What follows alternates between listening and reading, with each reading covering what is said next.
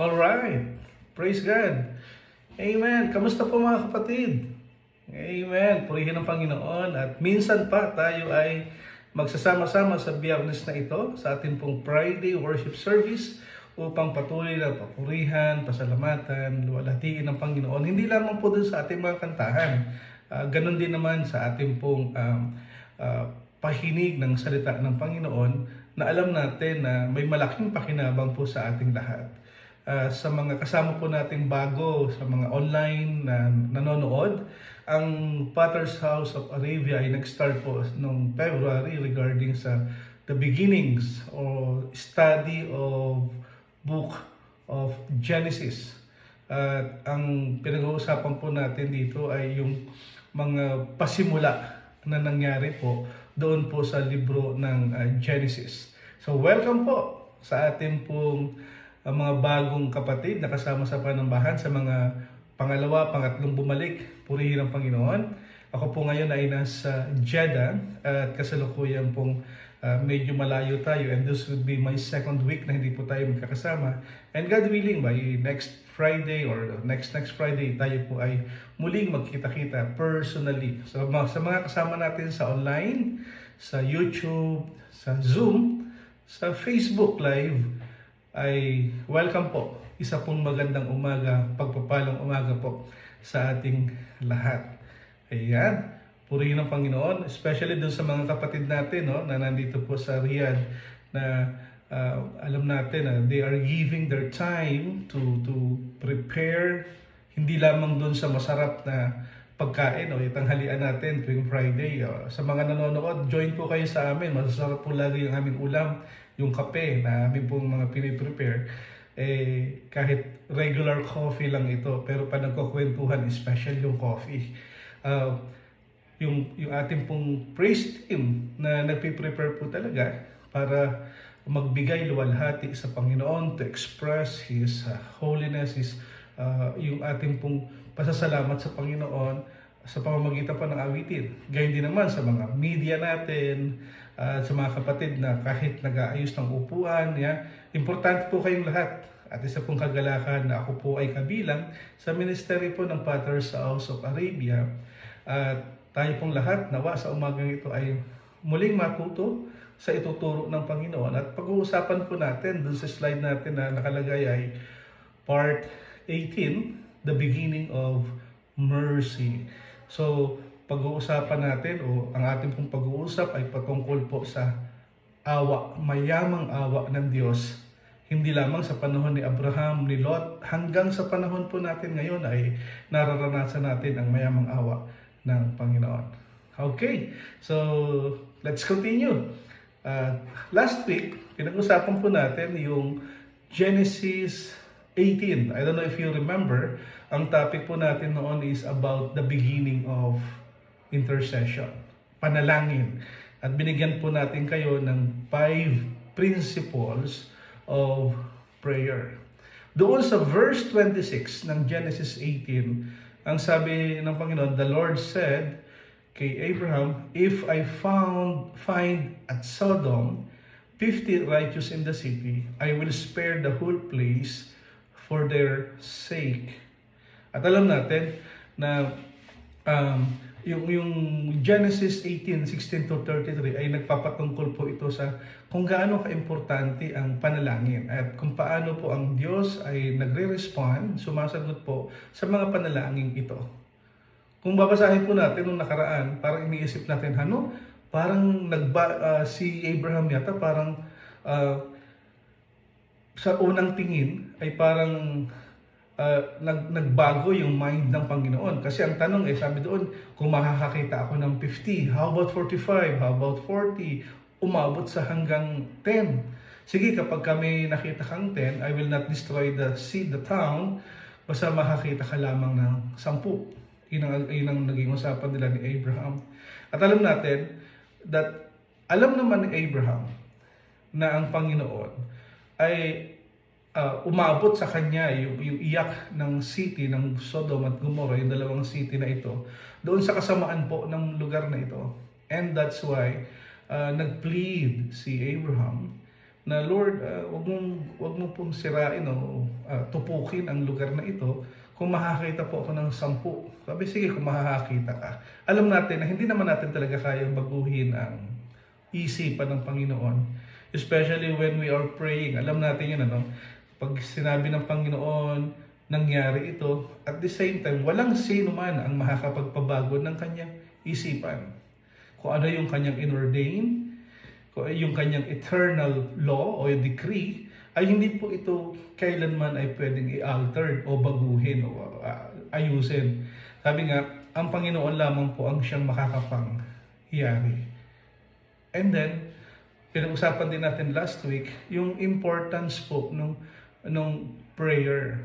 And most of the time po, alam natin yon that akala natin ay nababago natin yung isip ng Panginoon, pero hindi. Kadalasan pag tayo ay nananalangin, tayo po yung madalas na nagbabago. At umaayon tayo doon sa tumpak na kalooban ng Panginoon po sa ating buhay. At alam po natin mga kapatid, as we continue to pray, to read His Word, doon natin nakikita ang tunay na kalooban ng Diyos. Kaya nga pag tayo ay nananalangin, ang lagi natin sinasabi, Lord, Your will be done. Tama? At sa panalangin ito, alam natin that bago pa natin sambitin, God knows kung ano yung lalabas sa ating bibig. At alam natin that God is sovereign at ang gusto ng Panginoon ay tayo po ay i-grant yung ating mga prayer request. But this would be according to His will, time, and purposes. Sabi doon sa 1 John 5:14. Sa next slide, sinabi natin last week na may 5 prinsipyo. Kung gusto natin sagutin ng Panginoon yung ating panalangin, ang una natin dapat gawin ay manalangin. Tama po ba?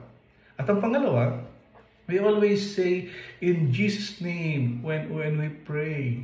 In any situation, in any request, we always say in Jesus' name. Dahil alam natin na ang Diyos ay makapangyayari at kayang ayusin ng Panginoon ang anumang gusot ng buhay natin. At kung tayo po ay mananalangin, we keep on saying this because knowing that Jesus can and will provide, alam natin that in His name, there is a assurance of answer na kung saan ayon ito sa kanyang kalooban. At most of the time, sa pangatlo, when we ask God for something, God respond both to our faith and our loyalty or faithfulness when He is answering prayer. Diba? Ang hinahanap ng Panginoon ay yung pong ating faith sa Kanya at yung ating loyalty sa Kanya dahil ang Panginoon ay tapat sa Kanyang mga pangako. At alam natin that kapag tayo ay nanalangin ayon sa Kanyang kalooban, ayon sa itinakda ng Panginoon, and most of the promises of the Lord ay meron pong kondisyon na kaakibat. Kaya alam natin na magiging kalooban lamang ng Panginoon ang ating ang sagot sa ating panalangin kapag ito ay ayon sa Kanyang kalooban. And as we pray and understand God's character better, we can live in a way that reflects God's character to others. Nagkakaroon tayo ng transformation as we continue to pray. Tama?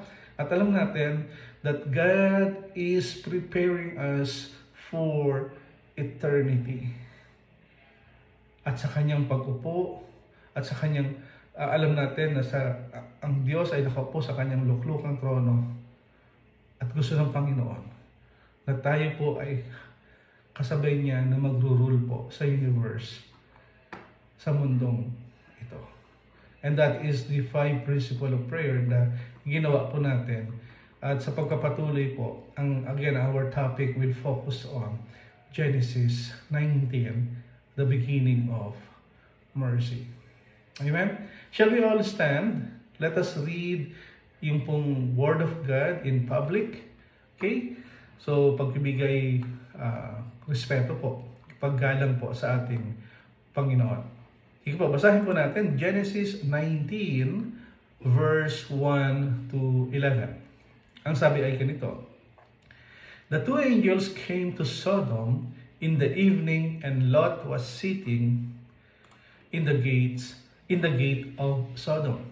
When Lot saw them, he rose to meet them and bowed himself with his face to the earth, to the ground, and said, "My lords, please turn aside to your servant's house and spend the night and wash your feet. Then you may rise up early and go on your way." They said, "No, we will spend the night in the town square." But he pressed them strongly. So they turned aside to him and entered his house. And he made a feast and baked unleavened bread, and they ate. But before they lay down, the man of the city, the men of Sodom, both young and old, all the people to the last man, surrounded the house. Pinalibutan yung bahay ni Lot. Bata, matanda. Okay? And then they called to Lot, "Where are the men who came to you tonight?" Nasaan sila? "Bring them out to us that we may know them." Lot went out to the men at the entrance, shut the door after him, and said, "I beg you, my brothers, do not act so wickedly. Behold, I have two daughters who have not known any man. Let me bring them out to you, and do to them as you please. Only do nothing to these men, for they have come under the shelter of my roof." But they said, "Stand back." And they said, "This fellow came to sojourn, and he has come the judge. Now we will deal worse with you than with them." Then they pressed hard against the man, Lot, and drew near to break the door down. But the man reached out their hands and brought Lot into the house and shut the door. And they struck with blindness the men who were at the entrance of the house, both small and great, so that they wore themselves out, groping for the door. Let us pray. Heavenly Father, mangusap ka nga po sa amin at patuloy po naming maunawaan ang iyong mayamang awa sa amin pong pag-aaral po about Genesis 19. Banal na Espiritu, malaya ka pong kumilos sa aming kalagitnaan and override my preparation. In Jesus' name we pray. Amen. Kung maalala natin sa Genesis 18 verse 20, ang sabi doon, "Then the Lord said, because the outcry against Sodom and Gomorrah is great, and their sin is very great."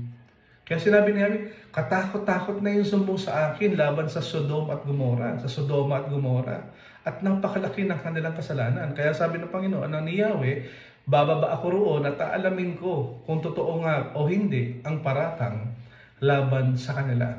Ibig sabihin, sukdulan ang kasamaan po ng Sodom at Gomorrah that time. Okay? At makikita natin sa New Testament ay ganito po ang pinahayag.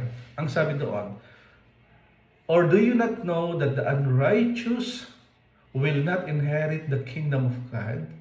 Do not be deceived, neither the sexually immoral, nor idolaters, nor adulterers, nor men who practice homosexuality, nor thieves, nor the greedy, nor the drunkards, nor revilers, nor swindlers will inherit the kingdom of God. And such were some of you.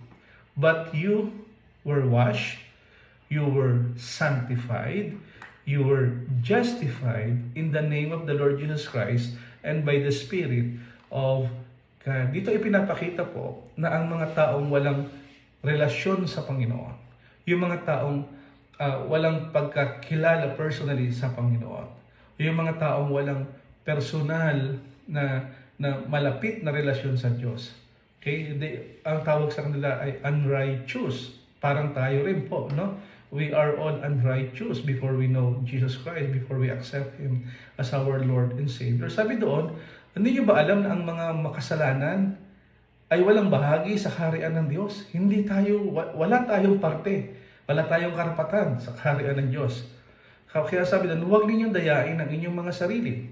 ang mga nakikiapid, sumasamba sa Diyos-Diyosan, nangangalunya, nakikipagtalik sa kapwa o kapwa lalaki o kapwa babae, mga magnanakaw, sakim, naglalasing, nanalait ng kapwa o nandaraya ay walang bahagi sa kaharian ng Diyos. Ganyan ang ilan sa inyo noon. Subalit, nilinis na kayo sa inyong mga kasalanan at ginawa kayong banal ng Diyos. Pinawalang sala na kayo sa pangalan ng Panginoong Hesukristo at sa pamamagitan ng Espiritu ng ating Diyos. Nung tayo po ay walang personal na relasyon sa Panginoon, ang sabi doon, ano man ang iyong ginawa before you accept Christ as your Lord and Savior, sabi doon, walang bahagi sa kaharian ng Diyos. At tayo mga nakakilala na ng ilang taon, ilang buwan, o kanina lang, o kahapon lang, o kailanman ito na ikaw ay nabahagian ng salita ng Panginoon at naintindihan mo na sa pamamagitan ng iyong pananampalataya, paniniwala sa ginawa ni Kristo doon sa krus ng Kalbaryo, kaya siya namatay para sa ating kasalanan, di ba? At the same time, sabi doon sa 1 Corinthians 15, tayo ay naniniwala that He died, buried, and rose again after 3 days. Sa mga taong naniwala, to those who believe doon sa finished work of Christ, sabi doon, we are now righteous in the sight of God. At kung tayo po ay righteous in the sight of God, ibig sabihin, hindi na tayo katulad ng dati. Tama?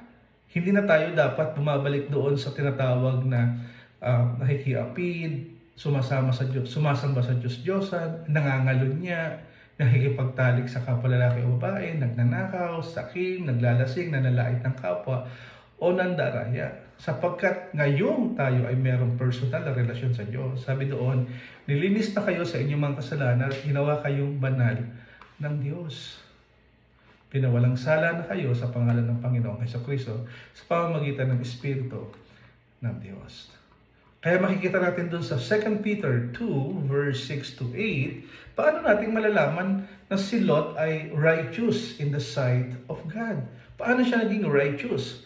Ano yung evidence na sinasabing siya ay matuwid sa harap ng Diyos? Dahil ang Sodom at Gomorrah ay napaka-wicked, sobrang kasamaan na yung kanilang ginagawa. Sabi doon sa 2 Peter 2 verse 6 to 8, If he condemned the cities of Sodom and Gomorrah by burning them to ashes and made them an example of what is going to happen to the ungodly, and if he rescued Lot, a righteous man, diba? If he rescued Lot, a righteous man, who was distressed by the depraved conduct of lawless, verse 8, For that righteous man, living among them day after day, was tormented in his righteous soul by the lawless deed he saw and heard. Naghihirap ang kalooban ni Lot that time na nakatira doon sa Sodom at Gomorrah dahil siya ay isang taong matuwid, pero nasasaksihan niya po yung araw-araw na nangyayari na kasamaan, pasama ng pasama ang nangyayari po sa Sodom at Gomorrah. Iniligtas ng Diyos si Lot at tinawag niya itong isang taong matuwid. Nalubhang na babagabag ng mga kahalayang ginagawa ng masamang panahon ngayon. Ang Diyos mismo ang nagsabi that Lot was righteous ayon sa Biblia. Lot was made righteous na katulad po doon sa ibig sabihin that we are sinner in the sight of God, but when we believe in the Lord, we are righteous in the sight of God. God made Lot righteous by faith. Alam natin na si Lot ay naging matuwid dahil sabi nga sa Biblia, at si Lot po ay naging matuwid sa pamamagitan po ng pananampalataya. At alam natin that sa lahat po ng mga nagkaroon ng personal na relasyon sa Diyos, we are made righteous and rightly called righteous. Okay? Yung katwiran ng Diyos was granted to Lot by God through faith in the promised Messiah to come. Nahabag ang Panginoon kay Lot, and God called him righteous. Okay? So malinaw po tayo doon. Kung pag-aaralan natin ang Genesis 19, ay meron po tayong 5 bahagi. At ito po yung babaybayin natin upang maintindihan natin ano ang ibig sabihin o yung dapat nating matutunan sa chapter na ito. Una, Lot's hospitality and Sodom's wickedness, divine intervention and warning, Lot's hesitation and escape, destruction of Sodom and Gomorrah, and Lot's daughter, and the continuation of his line. Makikita po natin that yung divine judgment, yung mercy, at yung preservation po ng lineage ni Lot, lahat ng ito ay nangyari. At sa kabila na kung saan merong reminder na i-distract niyo yung Sodom at Gomorrah, but still, God's mercy prevails. Nakukuha niyo po. God mercy prevail. At nagpatuloy po yung lahi ni Lot. At mamaya ipapakita ko sa inyo hanggang sa panahon po ni Jesus kung paano ito, anong connection ito sa lineage po ng ating Panginoong Jesus. Okay, tingnan natin yung number 1. Lot's hospitality and Sodom's wickedness. Ang sabi doon sa 19 verse 1, the 2 angels came to Sodom in the evening, and Lot was sitting in the gate of Sodom. When Lot saw them, he rose to meet him and bowed himself with his face to the earth. Dito natin makikita na si Lot ay nakaupo doon sa tarangkahan ng Sodom, at habang papalapit po yung mga anghel na galing doon sa Genesis 18, nakausap po ni Abraham. Okay? Pagdating dito sa Genesis 19, sa Sodom at Gomorrah, ay nakita ito ni Lot at sinalubong niya. Pagkatapos ay yumukod at nagbigay galang, at walang iba pang nakagawa ng ganitong klaseng hospitality also. Ilang ebidensya na kung saan si Lot ay iba sa lahat. But by the time na nagpakita ng kanyang kababaang loob sa ating Diyos. Okay? At dito makikita natin sa verse 2 and 3, ang sabi doon, and said, my lords, please turn aside to your servant house and spend the night and wash your feet. Then you may rise up early and go on your way. They said, no, we will spend the night in the town square. But he pressed them strongly. So they turned aside to him and entered his house. And he made a feast and baked unleavened bread, and they ate. Here, makikita natin, katulad po nung ginawa ni Abraham, doon sa Genesis 18, sa Genesis 19 din, na ipinakita how hospitality is so important to them. He is inviting the stranger, na hindi niya naman to kilala ba, at dito makikita natin, he invite them to, I will wash your feet, di ba? Dahil alam natin na wala pang sapatos noon, sandals pa lang, maalikabok ang daan. So, I will wash your feet, and then he begged them to stay with him. Alam kasi ni Lot na hindi safe doon sa labas ng kanyang tahanan, doon sa kalsada, sa lugar na ito na kung saan hindi na maganda ang nangyayari sa Sodom at Gomorrah. At nakita natin, aside na nag-offer siya ng pagkain, aside ng pinapasok niya sa kanyang bahay yung strangers, naghugas pa ng paa, here, ipinakita niya rin na kumain siya na kasama nila. Dito, inakita talaga ni Lot yung kaniyang hospitality. Okay? Kaya tuloy natin doon sa verse 6. Verse 6. Lot went out to the men at the entrance, shut the door after him. Dahil dito, dumarami na yung tao, bata o matanda, at nasasabing, meron kang bisita, palabasin mo sila. Okay? Dahil sa kasamaan ng taong ito, gusto na lang makipagtalik doon sa dalawang bisita ni Lot. Here, pinakita rin ni Lot na maraming alam niya na kapag ito ay lumabas, they brutally parang mababalahura or sasaktan or pagnanasaan ng mga tao sa labas. But still, Lot shut the door. And he begged yung dalawang strangers na huwag na po kayong lumabas at gagawa sila ng masama sa iyo. Here, pinapakita, aside from his hospitality, yung pagkapakita rin ni Lot ng kanyang courage and self-sacrifice na hindi po kayang gawin ng iba by that time during his era, sa panahon po ni Lot. So dito ipinakita then that sa kabila ng kasamaan, still meron pa rin naman talaga mga taong mabubuti na katulad po ni Lot sa panahon niyang iyon. At dito makikita natin sa pagpapatuloy, since we are talking about the mercy of God, ano ba yung difference ng mercy and grace? Okay? Yung pong grace, pag sinabing grace is getting something you don't deserve. Isang bagay na hindi ka karapat-dapat na magkaroon. Yun ay grace. At yung awa, yung mercy is not getting something you deserve. Ang awa ay hindi nakukuha ng isang bagay na nararapat sa iyo. Pag nakita mo sa Biblia, yung pong salitang grace and mercy, kadalasan ito po ay laging parang magpinsan ba?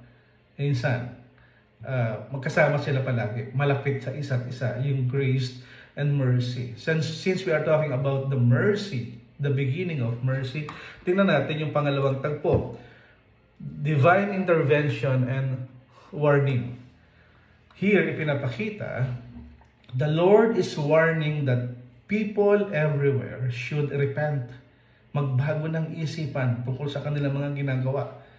Because darating ang panahon na ang Diyos sa kanyang pagbabalik ay magkakaroon po ng ultimate judgment. Tingnan natin ang sinabi doon sa Genesis 19:10 to 14. Let's focus dun po sa verse 12 to 13.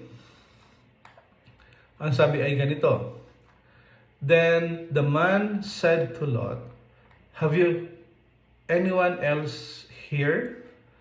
Sons-in-law, sons, daughters, or anyone you have in the city? Bring them out of the place, for we are about to destroy this place, because the outcry against its people has become great before the Lord, and the Lord has sent us to destroy it. Pinadala ng Ama, ng Diyos, ang dalawang anghel na ito upang wasakin, tupukin ang bansa, ang syudad ng Sodom at Gomora. At alam natin, dito pinakikita yung mercy, yung awa ng Diyos kay Lot at sa kanyang pamilya. Here, ipinapakita rin po, dahil sa darating na destruction sa city na ito, makikita natin yung word na destroyed ay ginamit. Ginamit yung unang salitang destroy sa panahon po ni Noah. The Lord destroyed the city, yung panahon ni Noah. At dito yung pangalawang ginamit, salitang destroyed, ay ginamit sa panahon po ni Lot. Here it shows po that ang Panginoon po ay ready to wipe Sodom off the face of the earth. Ready na siyang lipulin, parang burahin sa mapa itong lugar na ito. At dito natin makikita that nagpadala muna siya ng warning through these angels. Okay? Kasi kung walang warning, sasabihin natin, ang lupit naman ng Diyos, bigla na lang niyang tinupok. And yet, nagpadala siya ng warning doon sa panahon ni Abraham sa Genesis 18 at sa Genesis 19 ay ipinakita rin that they went to Sodom para magbigay po ng clear warning. The warning was super merciful. Grabe yung awa ng Panginoon that it allowed Lot to understand na may darating na judgment sa lugar na ito. Thankfully, sa panahon natin ngayon, still yung warning po ng Panginoon sa ating lahat ay napakalinaw pa din. Di ba may mga pagkakataon na tayo po ay makakabasa ng salita ng Panginoon, may mga mensahe tayong napapakinggan, may mga pagkakataon na napapanood natin sa mga Christian messages, minsan sa mga kantahan, that sometimes God is also giving us warning doon po sa ating mga ginagawa. Tama? Ganong kabuti ang Panginoon.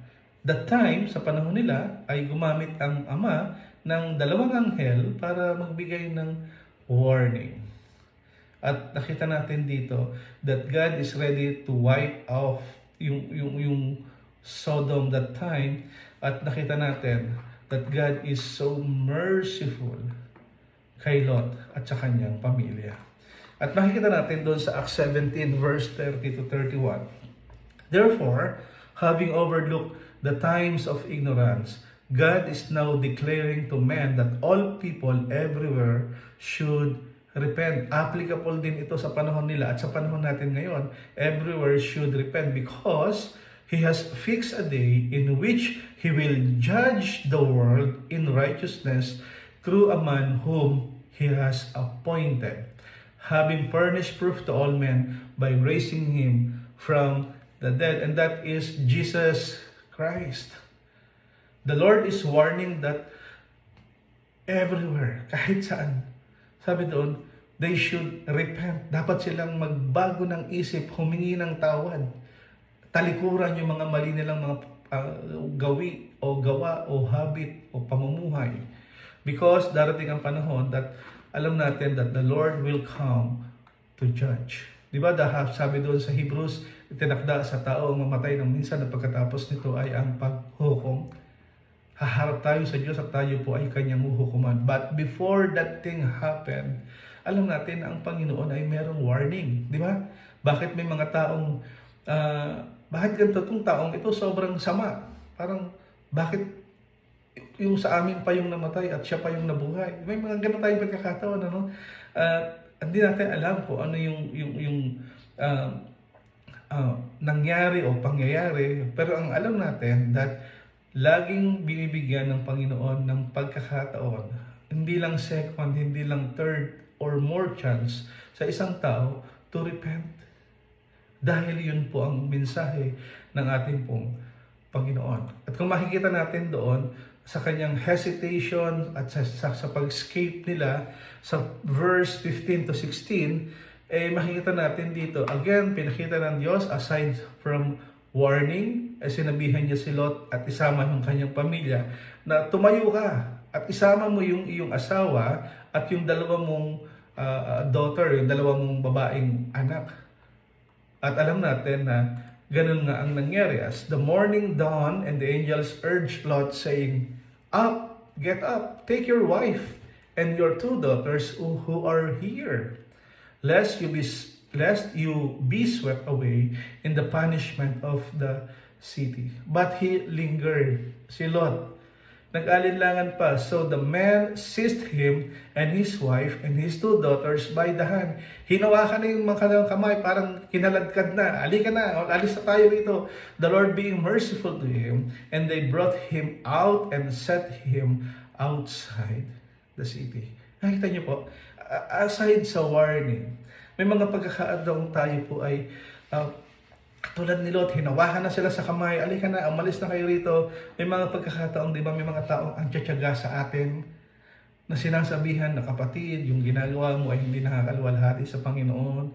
At may mga pagkakataon na tayo po ay hindi lamang wina-warningan doon sa mga nakikita natin o napapakinggan po natin. Minsan wina-warningan din tayo ng Panginoon sa mga taong merong influence na kung saan they are reminding us that ito yung sinasabi ng Biblia and we need to heed on the word of the Lord. Ganun po kayaman ang awa ng Panginoon. Hindi lamang one chance, second chance, many chances po binibigay sa Panginoon. At kadalasan, para tayong si Lot, nag-hesitate. Di ba? Bakit ka pa mag-hesitate? Dudurugin ka, wawasakin itong lugar na ito. Pero ang ginawa ng anghel, they grab his hand, yung kamay niya, tsaka ng kanyang wife, at yung kasama yung 2 daughters. At yung word is, they drag them out. Di ba minsan may mga pagkakataon na gusto nating sumunod, di ba, yung obedience.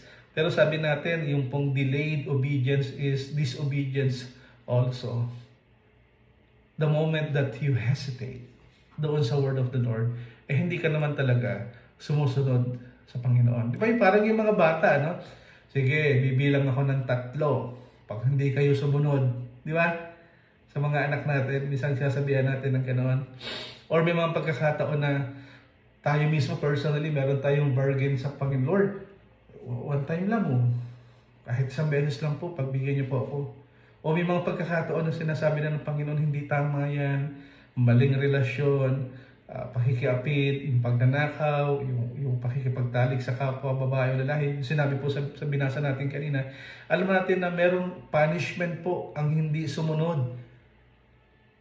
But still, yung mercy ng Panginoon ay nandoon palagi. Kasi meron siyang pagkakataon palagi sa atin na sinasabi, dapat tayo ay magbago. May mga pagkakataon na parang andali natin makita yung mga pagkakamali ng iba, and yet hindi na natin napapansin yung ating pong pagkakamali. May mga disobedience na nangyayari sa atin, and most of the time we hesitate. At gaano ba tayo kadalas mag-hesitate pag sinasabi ng Panginoong obedience is better than sacrifice? May mga pagkakataon na sinasabihan tayo ng Panginoon na this is the right thing to do, but we want to delay. Lord, wag na muna ngayon. Nai-enjoy ko pa eh. Lord, wag na muna ngayon. Hindi pa ako komportabling bitawan. At may mga pagkakataon na nasasagad siguro, no? yung alam natin hindi natin kayang sagarin ng Panginoon sa kanyang awat biyaya sa atin. Pero tandaan natin that He will judge the world. At base ito sa ating pong mga ginagawa. At alam natin mga kapatid, bakit hihintayin pa natin dumating ang pagkakataong huli na ang lahat? Or bakit pa natin kailangan i-ignore ang lahat? Katulad po ni Lot, he hesitate. Mga kapatid, sa pagsunod natin sa Panginoon, don't hesitate. Alam natin na merong kaakibat na pagpapala sa mga taong sumusunod sa kalooban ng Panginoon. Ito yung sinasabi doon sa 2 Peter 3:9. The Lord does not delay His promise, as some understand delay, but God is patient with us, with you, not wanting anyone or anybody to perish, but all to come to repentance. All to come to repentance. Repentance is a change of heart and a change of mind. Ganong kabuti, gaanong ang mayamang awa po ng ating Panginoon. Kaya nga sinabi doon sa Luke 17:26-29, di ba? And just as it happened in the days of Noah, so it will be also in the days of the Son of Man. They were eating, they were drinking, they were marrying, they were being given in marriage until the day that Noah entered the ark. Nung pumasok na si Noah doon sa ark, and the flood came and destroyed. That's the first word, destroyed, used in Genesis, them all. It was the same happened in the days of Lot. They were eating, drinking, buying, selling, planting, building. But on the day that Lot went out from Sodom, it rained fire and brimstone from heaven. And the second word na destroyed ay pinakita rin po sa Genesis. Destroyed them all. Mga kapatid, the Lord does not delay His promise, as some understand delay, but is patient with you. God is patient with you and me, not wanting anyone to perish, but all to come to repentance. All to come to repentance. Let's look at Genesis 19, verse 18 to 21. At makikita natin dito, sabi doon, and Lot said to them, "Oh no, my Lord, behold, your servant has found favor in your sight, and you have shown me great kindness in saving my life. But I cannot escape to the hills, lest disaster overtake me and I die. Behold, this city is near enough to flee, and it is a little one. Ang sabi ni Lot, let me escape there. It is not a little one, and my life will be saved. He said to him, behold, I grant you this favor also, and I will not overthrow city of which you have spoken. Escape there quickly, for I can do nothing till you arrive there. Therefore, the name of the city was called Zoar. Sabi ng anghel sa kanila, doon ka magpunta sa mountain na ito. But it's again, pinakita pa rin ang haba ng pasensya ng Panginoon. Di ba? Sabi, dito ka sa magpunta sa hill na ito. Sabi niya, hindi, ayoko doon. Dito lang ako sa Zoar, yung city na ito. Na alam ko, baka mas okay kami dito. And still, the Lord allowed it. At alam natin na yung awa pa rin ng Panginoon ay nandoon at sinamahan pa rin si Lot. At anong nangyari? Ito na yung destruction po ng Sodom and Gomorrah, verse 24 to 29. Ang sabi doon, but sun had risen on earth when Lot came to Zoar, and the Lord rained on Sodom and Gomorrah sulfur and fire from the Lord out of heaven. And he overthrew cities and all the valley and all the inhabitants of the cities. And what grew on the ground, but Lot's wife behind him looked back, and she became pillar of salt. And Abraham went early in the morning to the place where it stood before the Lord, and he looked down toward Sodom and Gomorrah, and toward all the land of the valley. And he looked, and behold, the smoke of the land went up like the smoke of a furnace. So it was that when God destroyed the city of the valley, God remembered Abraham and sent Lot out of the midst of the overthrow, when he overthrew the cities in which Lot had lived. Pansinin natin yung verse 26. But Lot's wife behind him looked back, and she became the pillar of salt. Minsan parang ganun din po tayo, naranasan na natin yung awa at biyaya ng Panginoon. At dito natin nakita na napakabuti ng Panginoon sa atin. At may mga pagkakataon na pag sinasabi ng Panginoon, you need to let go itong mga ganitong mga pagkakamali and let God help you lead the way. At may mga pagkakataon po na tayo ay parang yung asawa ni Lot. We always keep on looking back. Di ba? May mga pagkakataon na tayo ay niligtas na ng Panginoon sa loob-loob ng kasalanan. At tayo nga po ay pinatawad ng Panginoon. At alam natin na yung ating pong sinful nature ay kanya na itong pinalitan ng kanyang katwiran. And yet may mga pagkakataon that nandun na yung kaayusan, nandun na yung mga pagkakataon, naranasan na natin yung kabutihan ng Panginoon. At alam natin na ililigtas na sila dito. But yung asawa ni Lot ay nag-look back. Di ba parang sa atin di ngayon, may mga pagkakataon pag nagagalit tayo, lagi natin, naku, pasalamat ka, naging Kristiyano ako. Kung hindi, tatamaan ka sa akin. Di ba? Minsan sinasabi natin, parang namimiss ko na yung dati kong ginagawa. Inom, babae, alak, sugal, bida sa kwentuhan. May mga old habits tayo, may mga old vices tayo, may mga old ways tayo na kung saan ayaw nating iwan yung nakaraan. May mga baggage ba. At dumarating yung panahon na parang mas okay pa nung dati. Sikat ako pagka nagkukwentuhan, maraming natatawa. Dito talamak yung tinatawag nating self-centeredness. Mga kapatid, sa buhay po natin, maraming pagkakataon na tayo po ay iniligtas ng Panginoon doon sa ugat ng problemang ito. At nung tayo po ay natutong sumunod sa Kanya sa tulong po ng Banal na Espiritu, maybe most of us, or many of us, ay parang katulad ng asawa ni Lot. We were thinking that we can save ourselves. At may mga pagkakataon na sa parang gusto mong bumalik doon sa dati mong ginagawa. At alam natin na kapag tayo ay bumalik doon sa ating ginagawa, Alam natin na ayaw ng Panginoon ng gano'n. Yung napopuot siya doon sa mga ginagawa ng mga taong masama. Tama? Ayaw ng Diyos na kung saan ay iniligtas ka na rito and yet parang gusto mo pa rin bumalik doon sa dati. At nagmamalaki ka pa minsan. Mga kapatid, napakahaba ng pasensya ng Panginoon. Regardless kung ano yung mga ginagawa natin sa buhay. Now that we have a personal relationship with Christ, at may mga pagkakataon nasabit, nabitaw, may mga pagkakataon parang nagkakamali tayo, hingi tayo ng tawad sa Diyos. Kaya niya tayong patawarin. Pero wag na natin inasain pa yung dati nating buhay. Na katulad ng nangyari kay Lot, sa asawa ni Lot. At siya ay naging pillar of salt.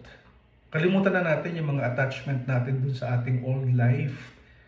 At kalimutan na rin natin yung mga pagkakataon na kung saan alam nating ilalayo tayo nito sa ating pong relasyon sa Diyos.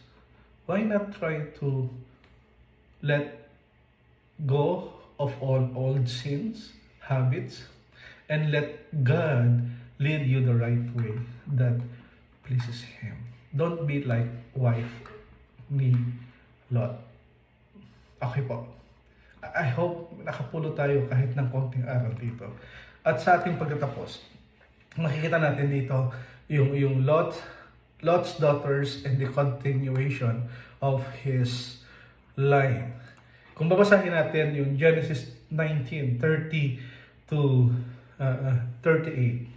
Okay? Alam natin na ang nangyari dito ay sa takot po ng kanyang dalawang anak na babae na sila na lang yung natira sa city na ito. What they did ay gumawa sila ng karimari-marim na kasalanan. Na kasalanang alam natin na hindi nakakaluwalhati sa Diyos. Nilasing nila yung kanilang tatay at yung isa ay sumiping. Yung pangalawang sumunod na araw, nilasing na naman nila yung tatay at sila ay sumiping sa kanilang tatay. Yung tawag doon yung incest na kasalanan. At sa kabila ng lahat ng ito, makikita natin doon sa nangyaring ito. If you are going to read verse 37 and 38, ang sabi doon, the firstborn bore a son and called his name Moab. Nagbunga yung kanilang nung pagtatalik, nakipagtalik ng anak ni Lot sa kanyang tatay. At yung pangalawa, yung pangalan ng una ay yung kanyang son, ang tinawag ay Moab. He is the father of the Moabites this day. Remember, if you read the Word of God, yung nakakarinig tayo ng sino yung Moabites. Okay, di ba? And then the younger also bore a son and called his name Ben-Ami. He is the father of the Ammonites this day. Nakakapa pa. Tingnan natin ano ba yung consequences nung pagkakasalang ito. And yet the Lord display His grace sa kabila ng kasalanan ito. Let us check. Sabi doon sa Matthew 1:15. Naalala niyo yung Moabites and Ammonites? Ito po yung sinabi. Sa Matthew 1 ay makikita natin dito yung genealogy o yung lineage po ni Jesus, the Messiah, the Savior. Sabi sa Matthew 1:5, Salmon was the father of Boaz by Rehab. Boaz was the father of Obed by Ruth. And Obed, the father of Jesse, and Jesse fathered King David. Si Ruth was a Moabite. Ito po yung lineage ng unang anak. Nung anak po ni Lot. Firstborn of Lot's daughter. Nakukuha po. At kung bababa tayo ng konti sa Matthew 1:7, Solomon was the father of Rehoboam. Rehoboam, the father of Abijah. And Abijah, the father of Asa. Rehoboam came from Solomon, Ammonite wife, lineage of the second daughter of Lot. Kahit alam natin na hindi naging maganda yung pagkakasalang ito, but still God's grace is amazing, mga kapatid. At dito nakikita na sa lineage po ni Christ, Di ba? Dito natin makikita that ang Diyos po ay merong sovereign plan. At doon may sa mga pagkakataong hindi pagsunod ni Lot at sa mga pagkakataong sa atin din na hindi natin pagsunod sa Diyos. Ang attempt ni Satan dito is to ihiwalay tayo sa relasyon sa Diyos. At yung attempt niya ay parang pabulaanan, kutsain ang pangako ng Panginoon. Pero ang Diyos, sabi nga sa planong ito, mas malaki po yung mercy, yung grace ng Panginoon kaysa doon sa mga kasalanan na gawa noon at kasalanan na nagagawa natin ngayon. Kaya nga sabi doon, the greatest sin in the world cannot conquer the mercy and grace of God. Instead, His grace conquers sin. If we're going to summarize yung Genesis 19, dito nakita natin yung hospitality po ni Lot at yung Sodom wickedness, yung karimari-marim na kasamaan ng taga-Sodoma.